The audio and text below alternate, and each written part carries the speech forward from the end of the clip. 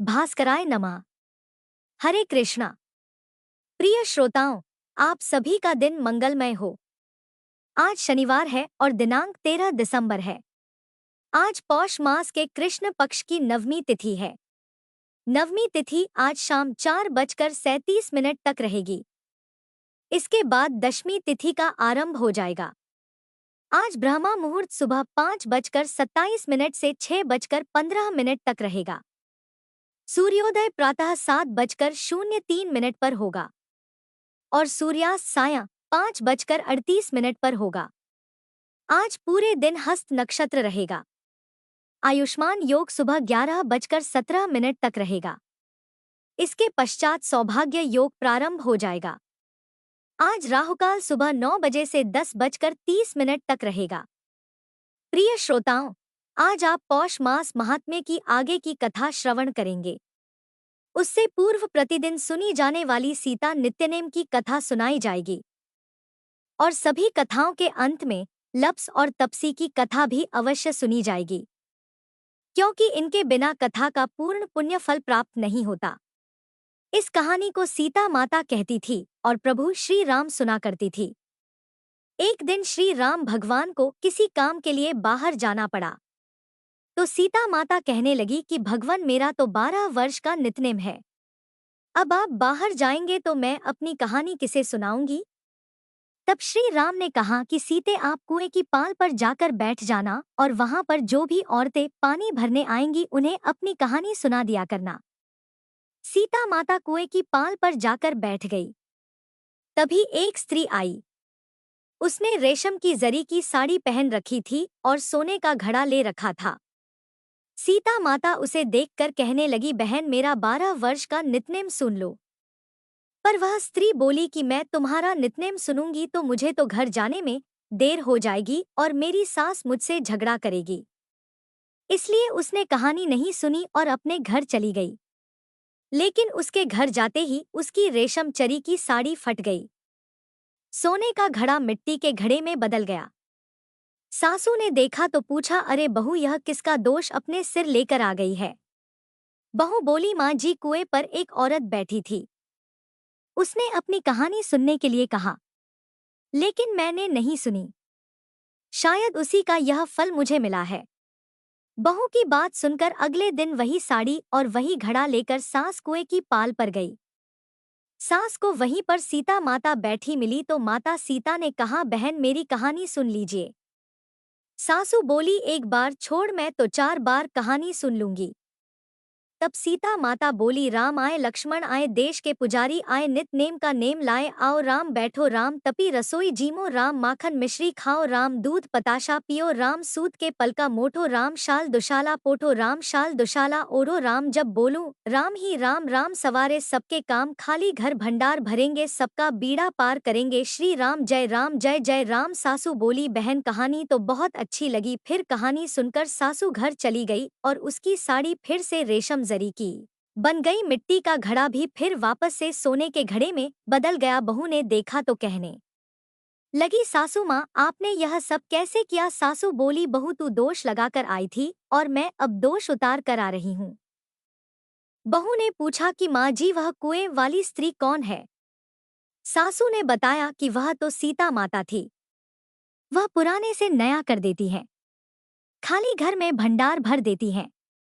वह लक्ष्मी जी का वास घर में कर देती हैं और मनुष्य की जो भी इच्छा हो उसे पूर्ण कर देती हैं। बहू बोली, माँ जी, फिर तो ऐसी कहानी मुझे भी सुना दो। सास बोली कि ठीक है, तुम भी सुनो। फिर सास ने कहानी शुरू की। राम आए, लक्ष्मण आए, देश के पुजारी आए, नित नेम का नेम लाए, आओ राम बैठो, राम तपी रसोई जीमो, राम माखन मिश्री खाओ, राम दूध बताशा पियो, राम सूत के पलका मोठो, राम शाल दुशाला पोठो, राम शाल दुशाला ओढ़ो, राम जब बोलूं राम ही राम, राम सवारे सबके काम, खाली घर भंडार भरेंगे, सबका बेड़ा पार करेंगे, बोलो श्री राम जय जय राम। कहानी सुनकर बहू बोली, माँ जी, कहानी तो बहुत अच्छी है। सासू ने कहा, ठीक है, अब से हम इस कहानी को रोज किया करेंगे। अब सास बहू रोज सवेरे उठती, नहाती धोती और पूजा करने के बाद नित्यनेम की सीता माता की कहानी कहती दी। एक दिन की बात है, उनके यहाँ पड़ोस की एक औरत आई और बोली कि बहन जरा सी आँच तो देना। तो बहू बोली कि आँच तो अभी हमने जलाई ही नहीं। पड़ोसन बोली तो फिर तुम सुबह 4 बजे से उठकर क्या कर रही हो? तो उन्होंने कहा कि हम तो सुबह सुबह उठकर पूजा करते हैं। फिर सीता माता की नितनेम की कहानी कहते हैं। पड़ोसन ने उनकी बात सुनकर फिर कहा कि सीता माता की कहानी कहने से तुम्हें क्या मिला? तब वे दोनों बोली कि सीता माता की कहानी कहने से घर में भंडार भर जाते हैं, सारे काम पूर्ण हो जाते हैं, मन की इच्छा भी पूरी होती है। पड़ोसन ने कहा बहन अगर ऐसा है तब तो फिर मुझे भी कहानी सुना दो। तब बहू बोली कि ठीक है तुम भी यह कहानी सुन लो। राम आए लक्ष्मण आए देश के पुजारी आए नित नेम का नेम लाए। आओ राम बैठो राम तपी रसोई जीमो राम माखन मिश्री खाओ राम दूध बताशा पियो राम सूत के बल का मोटो राम शाल दुशाला पोठो राम शाल दुशाला ओढ़ो राम जब बोलूं राम ही राम राम सवारे सबके काम खाली घर भंडार भरेंगे सबका बेड़ा पार करेंगे श्री राम जय जय राम। पड़ोसन ने इस कहानी को सुना तो कहने लगी बहन कहानी तो बहुत अच्छी लगी। अब वह पड़ोसन भी नित्नेम सीता माता की कहानी कहने लगी। कहानी कहने से सीता माता ने पड़ोसन के भी धन के भंडार भर दिए। देखते ही देखते अब तो पूरे मोहल्ले में नित्नेम की कथा चल पड़ी और हर किसी की मनोकामना पूर्ण होने लगी। हे सीता माता जैसे आपने उन सभी के भंडार भरे वैसे ही हमारे भी भरना। कहानी कहने वाले, सुनने वाले और हुंकार भरने वाले सबके भरना। सभी प्रेम से बोलिए सीता मैया की जय। अब सुनिए आज का अध्याय जिसमें आज आप महाराज जी की अन्य लीलाओं का वर्णन सुनेंगे। एक बार पौष के महीने में इनाम सिंह शेगाम आया और महाराज से कहने लगा महाराज आप अटगांव चलिए। मैं जब अपने भांजे के घर ले जाने के लिए आपके पास आया था तब आपने मुझे वचन दिया था। यह सुनकर समर्थ बोले बेकार का आग्रह मत करो, इस समय नहीं आता, पीछे फिर कभी आ जाऊंगा। तब उसने कहा महाराज जी मैं तो आपका भक्त हूँ, मेरी इच्छा पूर्ण कीजिए, आप मुंडगांव चलिए। मुंडगांव चलकर कुछ दिन मेरे घर में रहिएगा, मैं सारी तैयारियां करके आया हूँ। यह सुनकर साधु श्रेष्ठ समर्थ इनाम सिंह के साथ मुंडगांव गए। सो वहां के सारे स्त्री पुरुष महाराज जी के दर्शन करने के लिए आए और उनके दर्शन पाकर किसी के भी आनंद की सीमा ही नहीं रही। इनाम सिंह ने वहां पर भोजन का प्रबंध किया।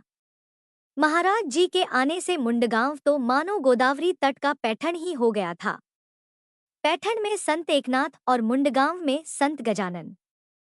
सो वहां पर अनेक भजन मंडलियां मुंडगांव में आई। आचारी लोग भोजन सिद्ध करने आए। आधी सिद्धता होने पर महाराज इनाम सिंह से बोले इनाम सिंह आज तो रिक्त तिथि चतुर्दशी है, भोजन का प्रयोजन पूर्णिमा को रखो। तब इनाम सिंह ने कहा महाराज भोजन तो सिद्ध हो गया है, आपके दर्शन को अपार लोग जमा हो गए हैं आपका प्रसाद ग्रहण करने के लिए। तब महाराज जी ने कहा इनाम सिंह व्यवहारिक दृष्टि से तो तेरा कहना ठीक है किंतु जगदीश्वर को यह मान्य नहीं है। तुम प्रापंचिक लोगों को ऐसा लगता है कि सब तुम्हारे मन जैसा ही हो, किंतु यह अन्न उपयोग में नहीं आएगा। इसके बाद तो भोजन के लिए पंगदे बैठ गई। तभी अचानक पूरा आकाश बादलों से ढक गया। आसमान में बिजलियां चमकने लगी। बड़ी जोर जोर से हवा बहने लगी जिससे जंगल के अनेक वृक्ष उखड़कर गिरने लगे और देखते ही देखते वर्षा होने लगी। क्षण भर में ही चारों ओर पानी ही पानी जमा हो गया। यह देखकर दुखी मन से इनाम सिंह महाराज जी से बोला भगवान कल तो इस तरह ना हो, इस पर्यजन का निवारण कीजिए। यह बरसात का समय तो नहीं है, यह अपना नाश करने अचानक ही आ गया और अगर इस समय वर्षा होगी तो खेती को तो बड़ा नुकसान होगा। तब सब लोग तो यही कहेंगे कि इनाम सिंह के भोजन का प्रयोजन हमें पीड़ाकारक हो गया। यह तो अच्छा पुण्य संचय है। इस पर महाराज बोले इनाम सिंह चिंता मत करो, यह पर्जन्य कल तुम्हें धोखा नहीं देगा, अभी मैं उसे रोकता हूँ। ऐसा कहकर पुण्य राशि महाराज आकाश की ओर देखने लगे तो देखते ही देखते आकाश साफ हो गया। चारों ओर धूप खिलने लगी और यह सब क्षण भर में ही हो गया। संतों की महिमा अगाध होती है। दूसरे दिन पूर्णिमा को भोजन हुआ। यह नियम आज भी मुंडगांव में चल रहा है। इनाम सिंह ने अपनी संपत्ति महाराज के चरणों में समर्पित कर दी। मुंडगांव के सभी लोग समर्थ भक्त हो गए। उनमें पुंडलिक भोकरे नाम का एक तरुण युवक महाराज जी का भक्त था और यह उकेड़िया नामक कुबी का पुत्र था जो युवावस्था में ही भगवान का भक्त हो गया था। बरा में उकेड़िया नाम प्रसिद्ध है और इसकी कथा इस प्रकार है कि जब संतति जीवित नहीं रहती यानी जब संतान होकर भी बार बार मर जाती है तो उकीड़ा नाम रखा जाता है। तेलंगाना में इसी तरह पेटिया नाम रखा जाता है। यह पुंडलिक वाद्य पक्ष में नियमित रूप से महाराज के दर्शन करने को शेगांव में आया करता था। जैसे वारकरी संप्रदाय के लोग वाद्य पक्ष में देहू आलंदी दर्शन करने को आते हैं जो कि इंद्रायणी के किनारे हैं, ठीक वैसे ही भक्ति भाव से वाद्य पक्ष शेगांव की वारी करता था यानी शेगांव में आता था। एक बार वराड में ग्रंथि सन्निपात यानी प्लेग बहुत जोर से फैल गया। प्लेग महामारी होती है जिससे अब लोग गांव से बाहर रहने लगे।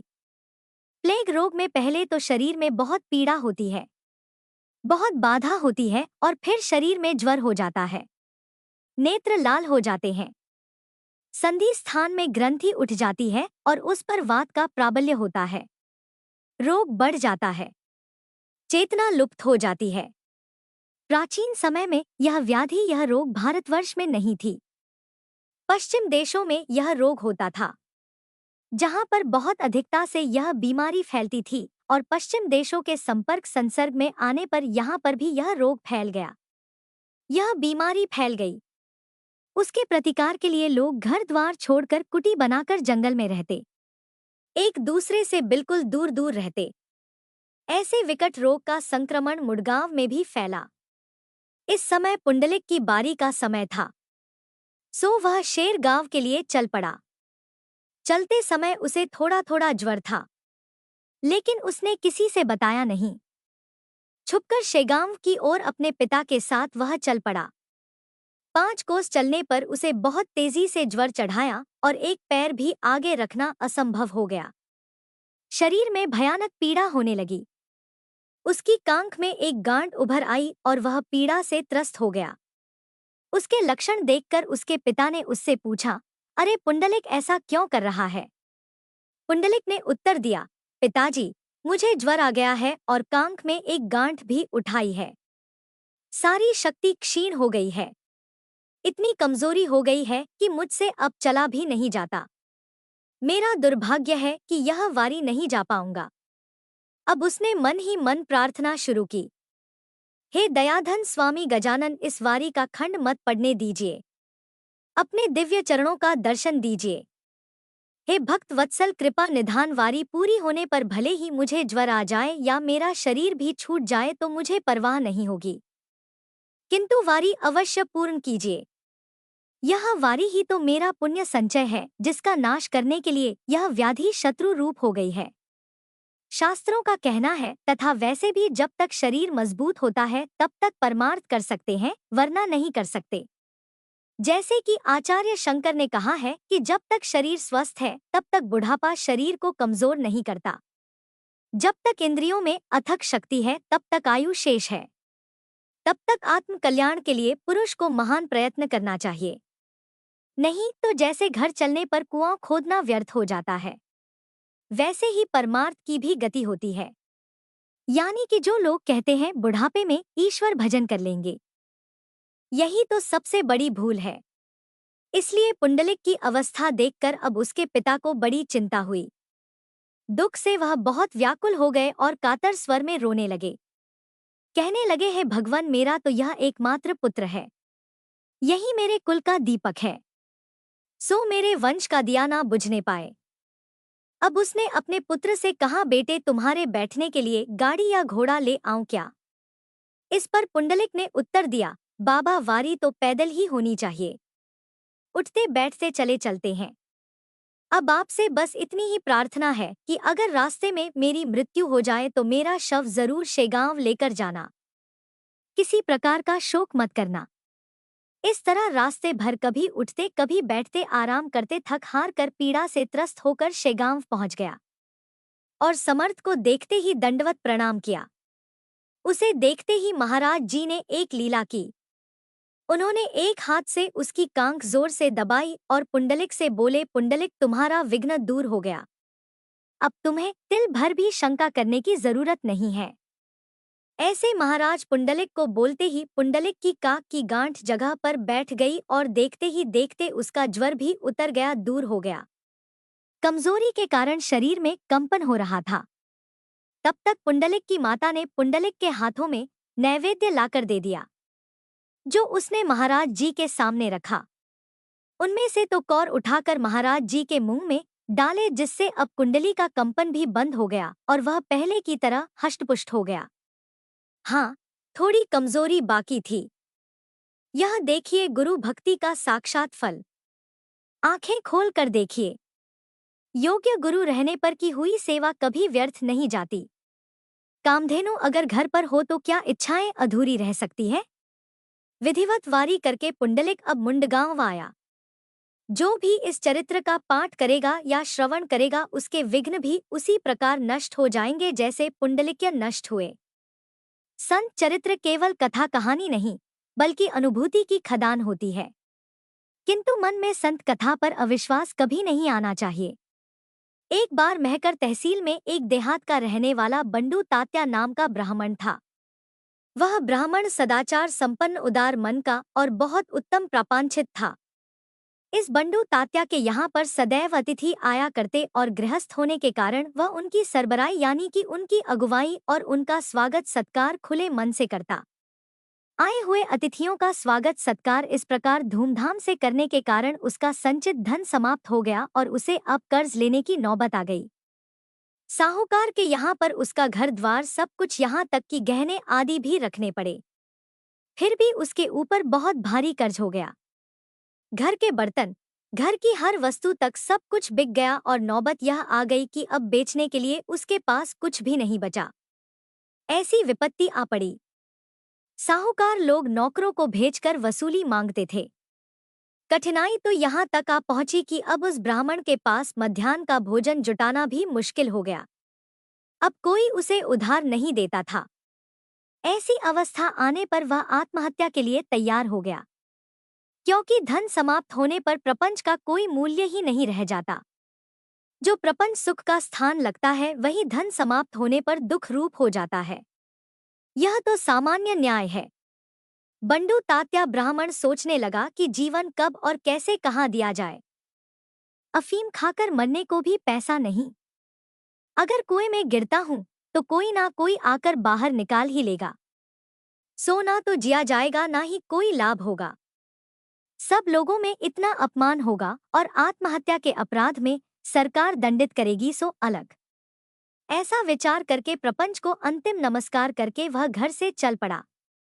हिमालय में जाकर आत्महत्या करने पर ना तो कोई अपकीर्ति होगी, ना ही आत्महत्या का दोष लगेगा। और अपनी पहचान छुपाने के लिए उसने एक लंगोट पहनकर शरीर पर भूति लगा ली। श्रोताओं, संभावित को जन निंदा का भय हमेशा रहता है। चलते चलते वह अपने मन में सोचने लगा कि चक्र धारण करने वाले भगवान विष्णु, मुझ पर ऐसी अवकृपा क्यों? आपको मेरी सुधि क्यों नहीं है प्रभु? हे नारायण, मेरा तो आप पर पूर्ण विश्वास है। आप तो भिक्षुक को राजा कर सकते हैं, ऐसा मैंने पुराणों में सुना है। हे नारायण, मुझे तो लगता है कि यह व्यर्थ ही आपका चरित्र रंगाया है, क्योंकि मुझे तो यह असत्य लग रहा है। श्री हरि, अब मैं जीवन देता हूँ, किंतु इस हत्या का पाप अपने ऊपर मत लेना। वैसा मन में विचार कर टिकट लेने वह रेलवे स्टेशन पर गया। वहां उसे एक ब्राह्मण मिला। उसने कहा, अभी हरिद्वार का टिकट मत लो, पहले संत दर्शन कर लो, फिर हरिद्वार जाना। बरार प्रांत में श्री गजानन महासंत है, पहले तुम उनके दर्शन करने के लिए जाओ। आज तक भूमि पर संत दर्शन कभी व्यर्थ नहीं गया। त्रस्त होकर जल्दबाजी मत करो।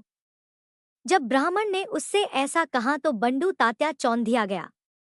सोचने लगा कि अचानक यह कौन मनुष्य मिल गया? क्या इसने मुझे बंडू तात्या करके पहचान लिया? अब इससे पूछूं भी तो कैसे? चलो, कुछ भी हो शेगाम जाकर महाराज जी के चरण वंदना करूंगा। ऐसा निश्चय करके वह शेगांव पहुंच गया। जब ब्राह्मण महाराज के दर्शन को गया तो हंसकर महाराज ने उससे पूछा, अरे बंडू तात्या, हिमालय में जाकर क्यों प्राण देते हो? अरे आत्महत्या तो कभी नहीं करनी चाहिए, क्योंकि श्रुति कहती है कि आत्महत्या करने वाले घोर नरक में पड़ते हैं। अरे कभी हताश नहीं होना चाहिए और इष्ट सिद्ध के लिए तो कभी भी प्रयास नहीं छोड़ना चाहिए। अभी अगर प्रपंच से त्रस्त होकर आत्महत्या करेगा तो फिर यह संचित भोगने के लिए तुझे पुनर्जन्म लेना ही पड़ेगा, और भोग भोगने से ही नष्ट होते हैं। गंगा जी में प्राण देने के लिए हिमालय में मत जा। जा जल्दी अपने गांव को वापस लौट जा। टिकट लेते समय तुझे मिलने वाला ब्राह्मण कौन था? क्या तूने उसे पहचाना? अब एक क्षण भर भी यहाँ मत ठहरो, शीघ्र अपने घर लौट जाओ। तुम्हारे मल्ले में एक महिषासुर है। उसके पूर्व दिशा में बबूल के झाड़ के पास रात को दूसरे पहर भूमि खोदो, और तुम अकेले ही यह सब करना।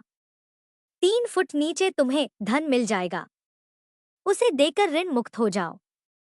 स्त्री पुत्र आदि का त्याग मत करो और झूठा वैराग्य तो बिल्कुल धारण मत करो। ऐसा सुनकर वह ब्राह्मण बड़ा प्रसन्न हुआ और शरीर की भूति पचकर जल्दी ही अपने देहात आ गया। रात के समय महाराज के कहे अनुसार मल्ले में महिषासुर के पूर्व में बबूल के नीचे वह खुदाई करने लगा। प्रिय श्रोताओं, 3 फुट खोदने पर उसे सचमुच तांबे का एक हंडा मिला जिसका मुंह बंद था। उस ताम्र पात्र में 400 स्वर्ण मुहरे थी। उन्हें लेकर जय जय सतगुरु गजानन करके वह नृत्य करने लगा और उस धन से उसने सारा ऋण कर दिया।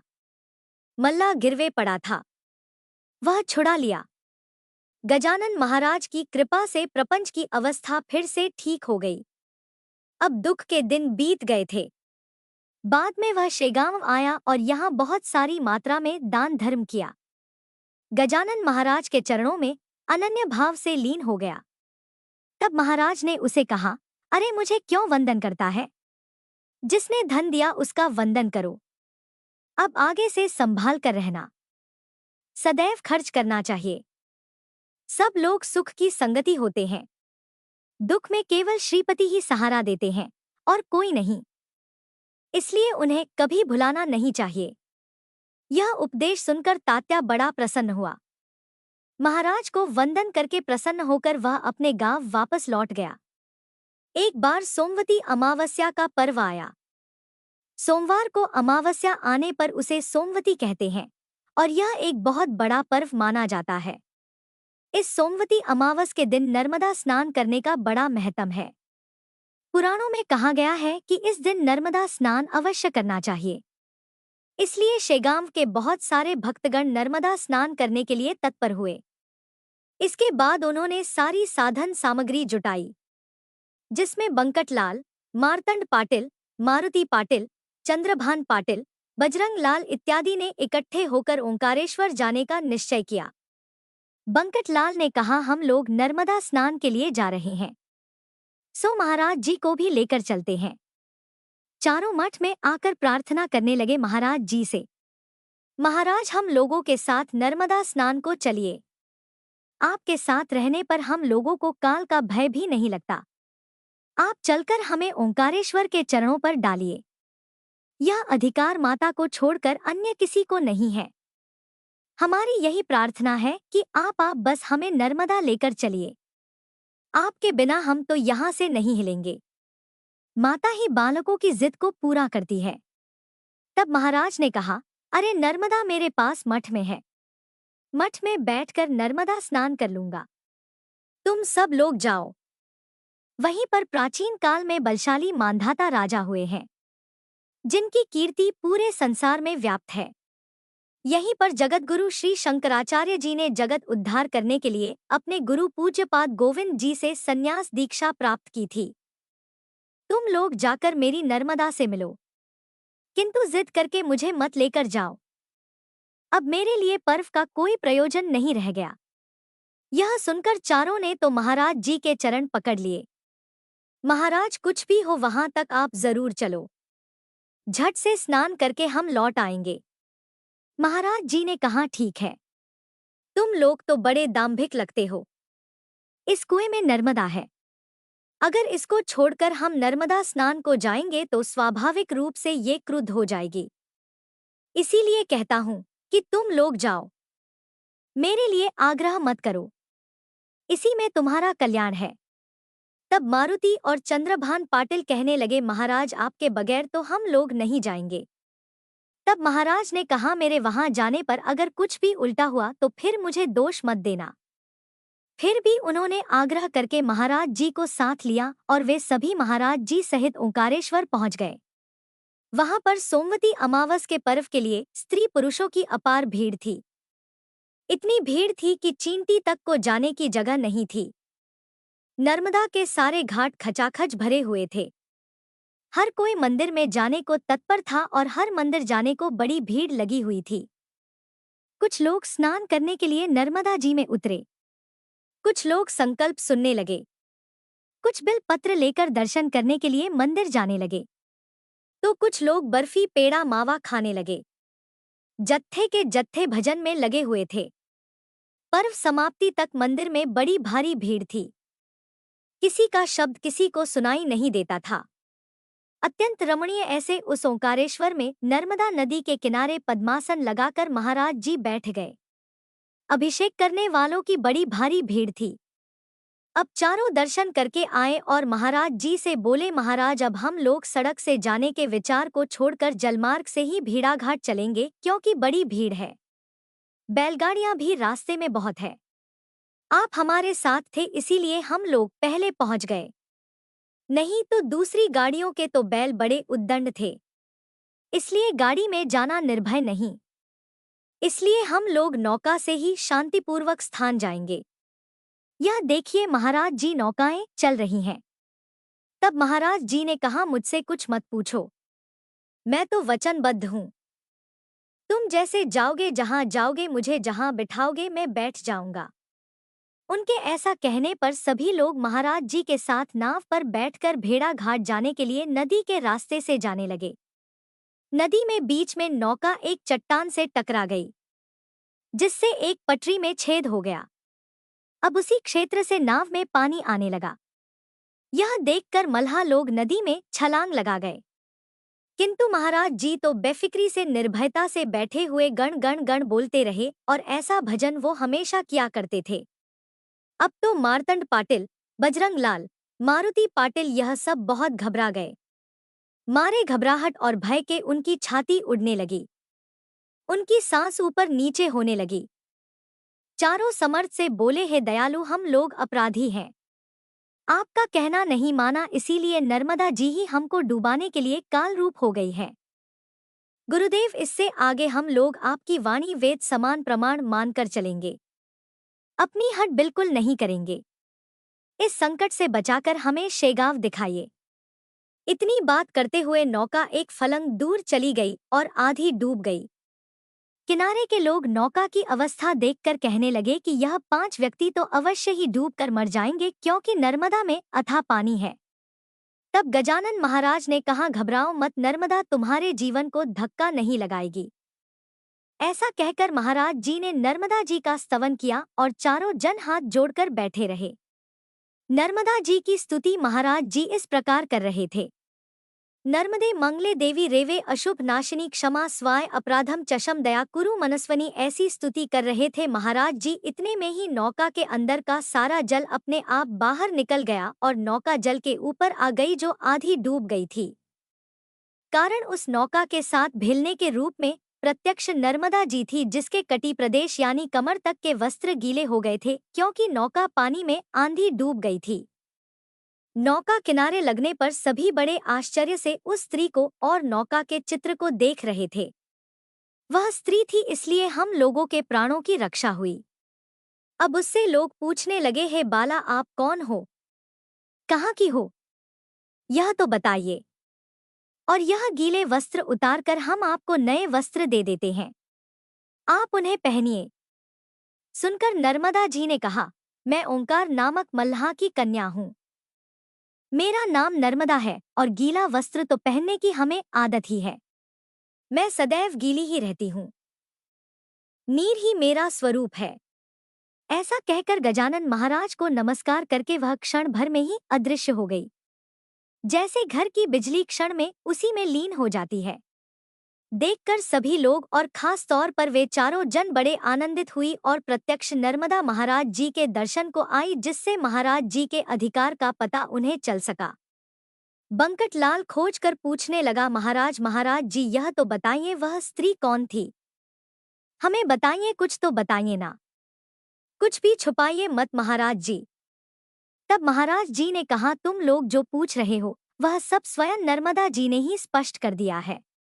ओमकार जो मल्हा है वही तो ओमकारेश्वर है और यह जल मेरा ही रूप है। यह नर्मदा जी ने स्वयं स्पष्ट कर दिया। अब इसमें शंका की तो कोई जगह नहीं। यह अपने भक्तों को सदैव संकट काल में सहायता देती हैं। इसलिए एक बार इनके नाम का उच्च स्वर से जय जयकार करो। जय जय नर्मदे अम्बे, हमारी सदैव इसी तरह रक्षा करो। यह सुनकर बंकट लाल सहित चारों जन बारंबार महाराज जी के चरणों की वंदना करने लगे और शेगांव में लौटकर आने पर सभी लोगों को यह कथा बताने लगे। आप सब भी प्रेम से बोलिए नर्मदा मैया की जय। अब सुनिए लप्स और तपसी की कहानी। एक बार की बात है, एक लप्सी था और एक तपसी था। तपसी तो भगवान की तपस्या करता था और लप्सी सवा शेर की लापसी बनाकर उसका भोग लगाकर जीम लेता था। एक दिन वे दोनों आपस में झगड़ा करने लगे। लप्स बोला मैं बड़ा हूँ, तप्स बोला मैं बड़ा हूँ।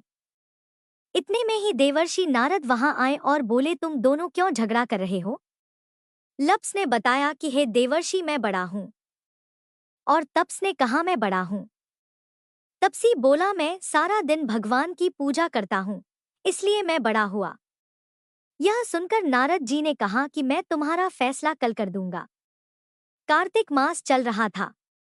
दूसरे दिन लप्स और तपसी नहाकर आए तो नारद जी ने 1.25 करोड़ की अंगूठी उनके आगे फेंक दी।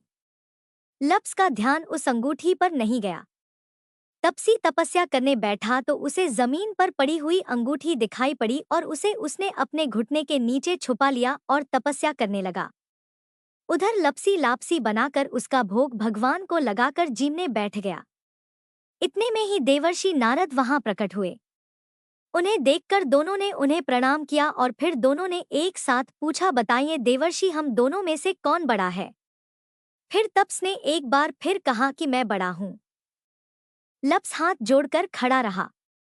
तब देवर्षि ने कहा कि मैं अभी इस बात का निर्णय किए देता हूं। फिर देवर्षि ने तप्स को इशारा किया और कहा कि तुम जरा अपना घुटना तो उठाओ। तब तपसी के एक घुटने के नीचे 1.25 करोड़ की अंगूठी निकली, जिसे देखकर नारद जी बोले, यह अंगूठी तूने चुराई है, तुझे तेरी तपस्या का फल नहीं मिलेगा। तब तपसी बोला, है नारद जी मेरी तपस्या का दोष कैसे दूर होगा? नारद जी ने कहा, रोटी बनाकर बाटियां नहीं बनाया तो फल तुझे मिलेगा। ब्राह्मण जमाकर दक्षिणा नहीं दी तो फल तुझे मिलेगा। साड़ी देकर ब्लाउज नहीं दिया तो फल तुझे मिलेगा। और जो दिए से दिया जलाए उसका फल तुझे मिलेगा। सब व्रत त्योहारों की कहानी सुनने के बाद जो तेरी कहानी ना सुने उसका फल तुझे मिलेगा। तब से लप्स तपसी की कहानी सुनी और सुनाई जाती है। कहानी सुनने के बाद कहा जाता है, लप्सी को फल लप्स ना हो जियो, तपसी को फल तपसी ना हो, महा की कहानी कथा को फल महाने हो। यह थी लप्सी और तपसी की कहानी। यह थी आज की कथा। यदि आपको यह कथा अच्छी लगी हो तो कृपया वीडियो को लाइक करें और अपने विचार कमेंट में अवश्य लिखें। हरे कृष्णा।